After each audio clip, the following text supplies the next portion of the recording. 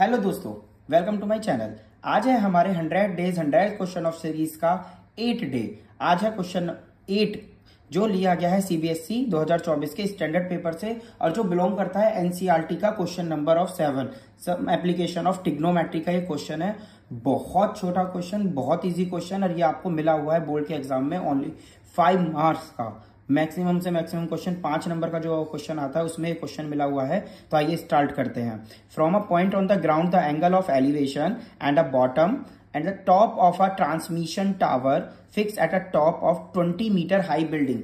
बच्चों क्वेश्चन ये कह रहा है कि 20 मीटर हाई बिल्डिंग के ऊपर एक टावर लगाई हुई है और किसी पॉइंट से खड़े होके पहले हम उसके टॉप को देख रहे हैं, फिर हम उसके बॉटम को देख रहे हैं। टॉप को हम 60 डिग्री के एंगल पे देखते हैं, बॉटम को 45 डिग्री के एंगल पे देखते हैं। तो find the height of a tower, तो वह टावर कितनी बड़ी होगी। तो देखिए सबसे पहले हमें इस क्वेश्चन की फिगर को बनाना पड़ेगा, क्योंकि सम एप्लीकेशन ऑफ ट्रिग्नोमेट्री में अगर आप फिगर बना लेते हैं तो आपका मैक्सिमम से मैक्सिमम क्वेश्चन बहुत इजिली सॉल्व हो जाता है। तो सबसे पहले हमने यहां से यहां तक अपनी एक 20 मीटर हाई बिल्डिंग बनाई हुई है और उसके ऊपर जो लगा हुआ है बच्चों, ये लगा हुआ है हमारा टावर। ठीक है, ये जो लगा हुआ है ये हमारे पास लगा हुआ है टावर। तो देखो कैसे, सबसे पहले यहां पे एक पॉइंट है, इस पॉइंट से इस पॉइंट तक का एंगल हमें बच्चों दिया हुआ है, जो हम स्टार को देख रहे हैं 45 डिग्री के एंगल पे। कितने डिग्री के एंगल पे? 45। और ये जो ऊपर वाला हम टॉप देख रहे हैं ये हम देख रहे हैं 60 डिग्री के एंगल पे। ये हम देख रहे हैं बच्चों 60 डिग्री के एंगल पे। Now join. ठीक है, तो हम ग्राउंड से खड़े होकर ये एंगल को ऑब्जर्व कर रहे हैं। अब हम इसे सबसे पहले लेबल कर देंगे, तो ए बी सी और ये हो जाएगा हमारे पास डी। ये हमारे पास हो चुके हैं। तो आइए अब हम इसे स्टार्ट करते हैं सॉल्व। सबसे पहले हम नीचे वाले ट्रायंगल को देखते हैं। तो in triangle B C D में, ठीक है, तो फिर से हम वही वाला जो फॉर्मूला पढ़ते हैं, पापा बीडीपी हो गए, पंडित भोला प्रसाद हर हर बोले। जिस भी तरीके से आप करना चाहते हैं। तो हमारे पास परपेंडिकुलर है, बस हमारे पास बेस नहीं है। तो परपेंडिकुलर और बेस में जो रिलेशन होती है वो होती है tan। तो सबसे पहले हम लगा देंगे tan 45 इक्वल्स टू परपेंडिकुलर यानी B C upon C D. तो tan 45 की वैल्यू 1, बी सी मेरे पास 20 है और मुझे फाइंड करनी है सी डी। तो बच्चों सी डी बी हमारे पास कितनी आ जाएगी? 20 मीटर। यानी इसका जो पॉइंट है जितनी दूर से हम देख रहे हैं वो भी हमारे पास कितना है? 20 metre. Now in triangle A C D. अब हम एक बार अपना कंप्लीट ट्रायंगल ले लेंगे। इस क्वेश्चनों में बच्चों यही करना होता है कि आपके पास जितने ट्रायंगल बने हुए हैं उसमें आप ये रिलेशन लगाते चले जाइए और आपका आंसर आता चला जाएगा। तो अब की बार हम लगाएंगे tan 60, क्योंकि हम 60 डिग्री के एंगल पे देख रहे हैं, equals to A C upon C D. तो tan 60 हमारे पास √3 होती है।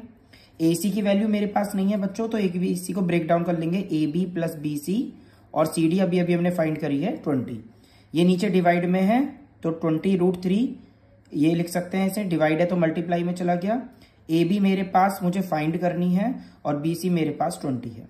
तो ये इधर प्लस में 20 है तो इधर आ जाएगा किसमें बच्चों?